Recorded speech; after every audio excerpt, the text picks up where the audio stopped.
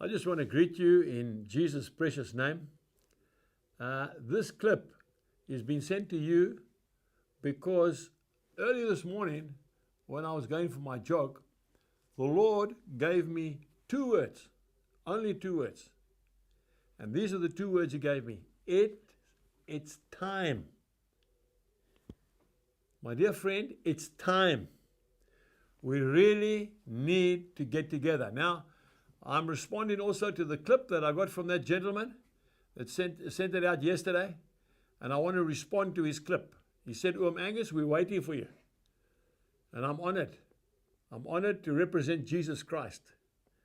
I'm just an ordinary person like you watching this clip at the moment.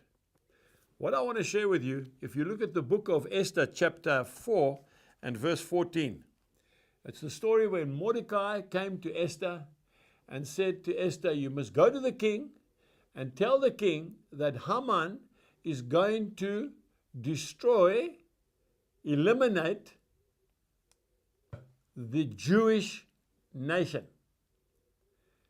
And if you don't go, God will use somebody else, but you and your family will perish.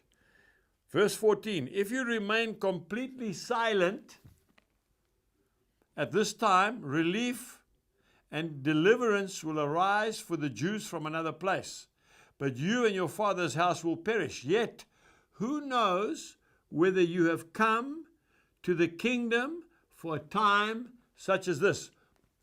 My dear friend, I appeal to you now.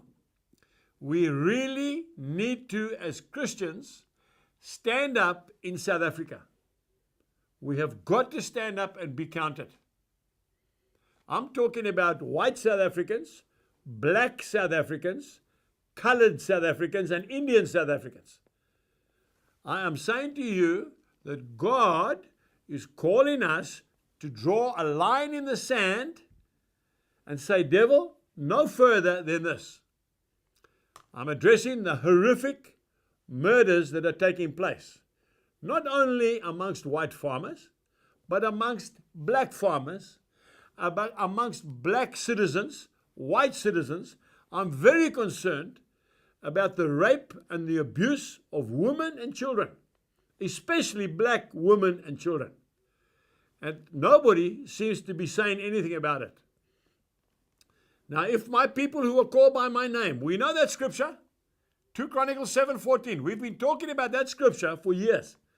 We really need to make a stand. This weekend, I am going to be waiting on the Lord.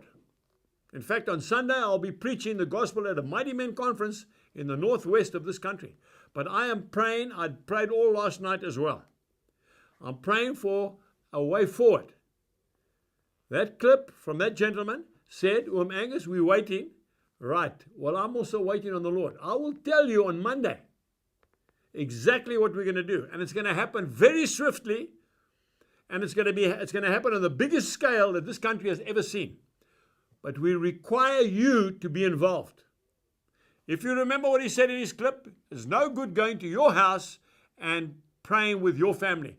We need to come together as a nation. And we need to seek the Lord together. God answers prayer. I know that. It is raining in South Africa. And he said in his clip, if God can bring rain, then He can also stop the violence. But there needs to be a change in heart, especially among the believer. It's time to seek the Lord.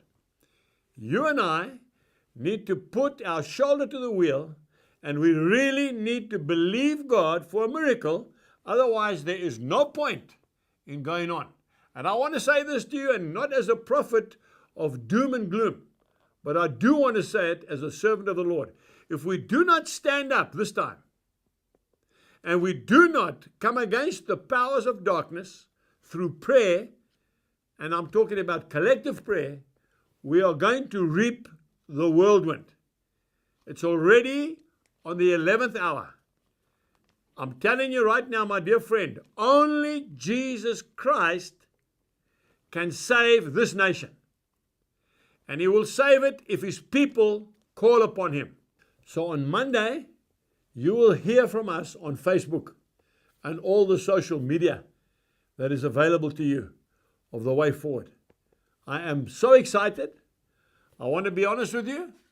I am quite challenged, to put it mildly, because I know that God's going to do something, but it's going to cost us, all of us, every single one of us.